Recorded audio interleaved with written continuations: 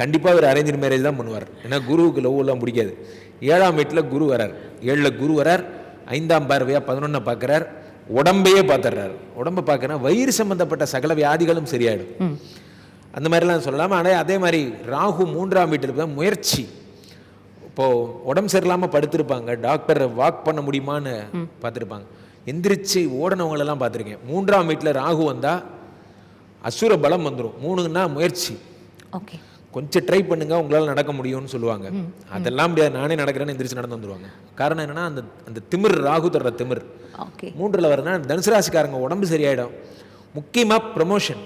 4ல் சனி வர்றதுனால ஒரே தூக்கி மேனேஜரில் தான் இருந்திருப்பார், சீனியர் மேனேஜராக ஏஜிஎம்ஐ அப்படி ஆயிடுவார். டபுள் ப்ரொமோஷன், ட்ரிபிள் ப்ரொமோஷன் கிடச்சிரும். உண்மையாக இதை கேட்குறவங்களுக்கு ரொம்ப சந்தோஷம். அதே மாதிரி இந்த நீட் தேர்வு மாதிரி இந்த நுழைவுத் தேர்வு எழுதுறவங்களுக்கெல்லாம் ரொம்ப அற்புதமான ஒரு வருடமாக இருக்கும். ஆஸ்திரேலியா மாதிரி, அமெரிக்கா மாதிரி கண்ட்ரீஸ் அங்கே அந்த தகுதி தேர்வு எழுதுவாங்க, அவங்களுக்கெல்லாம் கூட சிறப்பான ஒரு வருடமாக இருக்கும். இந்த வருடம் இவர்களுக்கான பொன்னான வருடம்.